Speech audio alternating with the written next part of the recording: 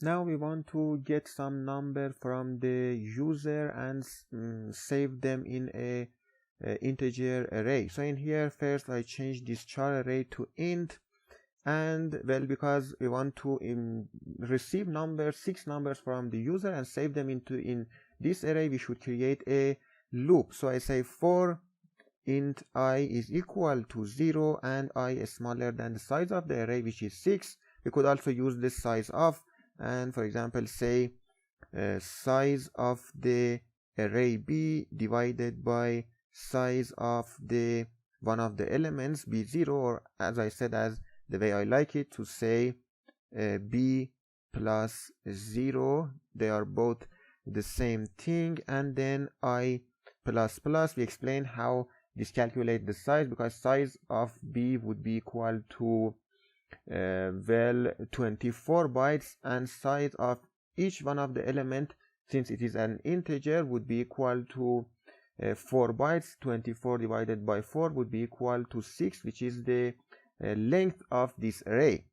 And then we want to say I plus plus. Now it's time that we save everything that the user is entering, so we easily say b plus I, and we save it as a decimal number. Now what happens is that in this way, first I is equal to 0, scanf would be executed, the user would enter something, and this something would be saved at this address. Now what is this address? Well, it would be b plus 0 at the first time. Since b plus 0 is the pointer to the first element in here, or is it the address of the first element, therefore the first thing that the user is entering would be saved in here.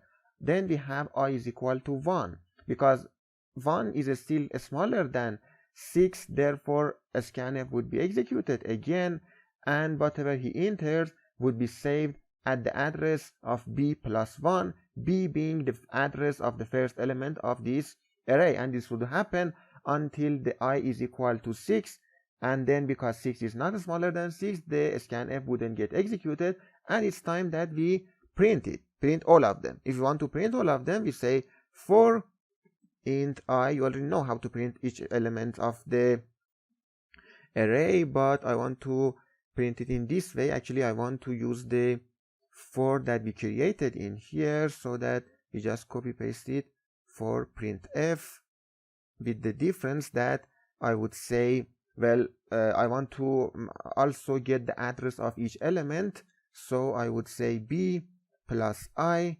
and b plus I in here while we dereference it. Now what happens is that in here, when I is equal to 0, b plus I would be b plus 0, which is b itself, which is the address of the first element. We want to print it as a pointer, and then we get to this one. Well, what is this star means what is the content, well, inside the b plus I or b plus 0, and it would print whatever the user entered in the last section.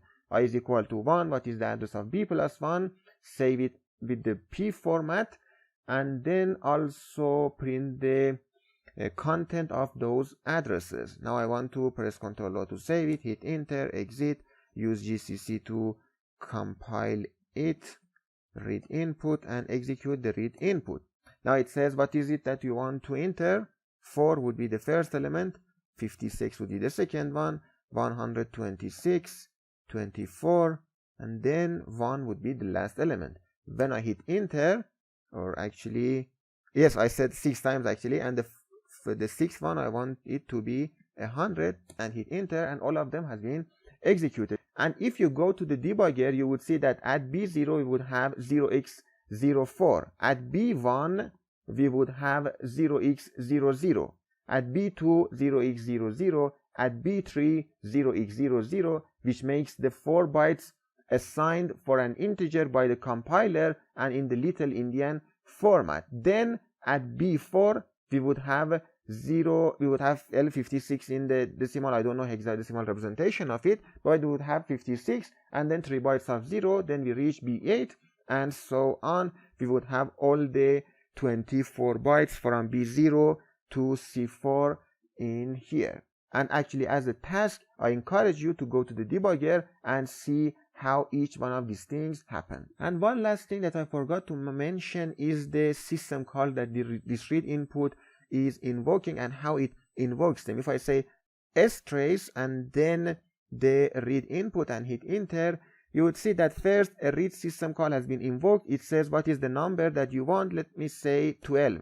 Then another read system call is invoked, so let's say 9, another. So it's exactly like the assembly, that any time that we wanted to just get the user input, we would invoke the read system call. It's the same thing. I say 45, then 0, then 1, then 2 for the 6th one, and now that all the 6 system calls have been called and invoked, then it's time for the printf. Now printf uses write system call to print everything, so the write system call would be invoked for 6 times, and therefore we would have all the elements from the user input printed on the screen.